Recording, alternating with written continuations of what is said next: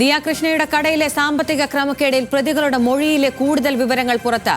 QR code വഴി ജീവനക്കാരികൾ പ്രതിദിനം തട്ടിയത് 1.5 ലക്ഷത്തിലധികം രൂപ. തട്ടിയെടുത്ത തുക ഉപയോഗിച്ച് സ്വർണവും വാഹനങ്ങളും വാങ്ങിയെന്നും മൊഴി ഇവ പോലീസ് കണ്ടെടുത്തിട്ടുണ്ട്.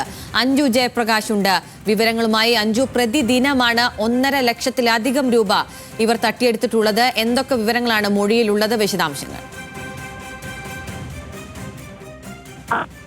ദിയ കൃഷ്ണയുടെ കടയിലെ സാമ്പത്തിക ക്രമക്കേടിൽ കൃത്യമായിട്ടുള്ള വഴിത്തിരിവിലേക്ക് നേരത്തെ തന്നെ പോലീസും എത്തിയതാണ്. ഇപ്പോൾ ക്രൈംബ്രാഞ്ചിന്റെ അന്വേഷണ സംഘത്തിന് മുമ്പിൽ കീഴടങ്ങിയ 2 പ്രതികളാണ് കഴിഞ്ഞ ദിവസം തെളിവെടുപ്പിനായി കൊണ്ടുപോയ ഘട്ടത്തിലും ഒപ്പം ചോദ്യം ചെയ്ത ഘട്ടത്തിലും കുറ്റസമ്മതം നടത്തിയത്. അതിലെ കൂടുതൽ വിവരങ്ങളാണ് പുറത്തു വരുന്നത്. അതായത് ഈ QR കോഡ് വഴി ഇവർ പ്രതിദിനം 1.5 ലക്ഷത്തിലധികം രൂപയാണ് സ്വന്തമാക്കിയിരുന്നത്, തട്ടിയെടുത്തിട്ടുണ്ടായിരുന്നത് എന്നതാണ് പോലീസിനോട് പറഞ്ഞത്. മാത്രമല്ല, ഈ തട്ടിയെടുത്ത തുക ഉപയോഗിച്ച് ഇവർ സ്വർണ്ണാഭരണങ്ങളും വാഹനങ്ങളും ഉൾപ്പെടെ വാങ്ങിക്കുകയും ചെയ്തിട്ടുണ്ട്. ഈ വാഹനമൊക്കെ പോലീസ് കണ്ടെത്തിയിട്ടുണ്ട്. ക്രൈംബ്രാഞ്ച് ഈ വാഹനം കസ്റ്റഡിയിലും എടുത്തിട്ടുണ്ട്.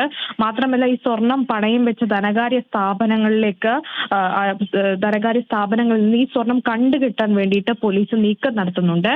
അതിന്റെ ഭാഗമായി ക്രൈംബ്രാഞ്ച് DYSP ഈ സ്ഥാപനങ്ങൾക്ക് നോട്ടീസ് നൽകിയിട്ടുണ്ട് എന്നാണ് അറിയിക്കുന്നത്.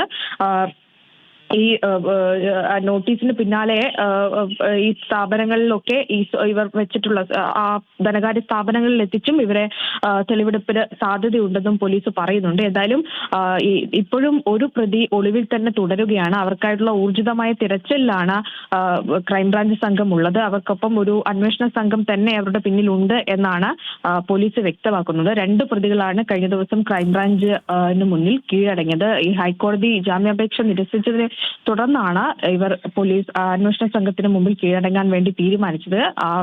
അതിനിടയിൽ കസ്റ്റഡിയിൽ വാങ്ങി ചോദ്യം ചെയ്യുന്ന ഘട്ടത്തിലാണ് ഇവർ നടത്തിയിട്ടുള്ള കുറ്റകൃത്യങ്ങളെ കുറിച്ച് ഓരോന്നായി പുറത്തേക്ക് വരുന്നത്. അഖില, ദിയ കൃഷ്ണയുടെ കടയിലെ സാമ്പത്തിക ക്രമക്കേടിൽ പ്രതികളുടെ മൊഴിയിലെ കൂടുതൽ വിവരങ്ങളാണ് ഇപ്പോൾ പുറത്തു വന്നിരിക്കുന്നത്.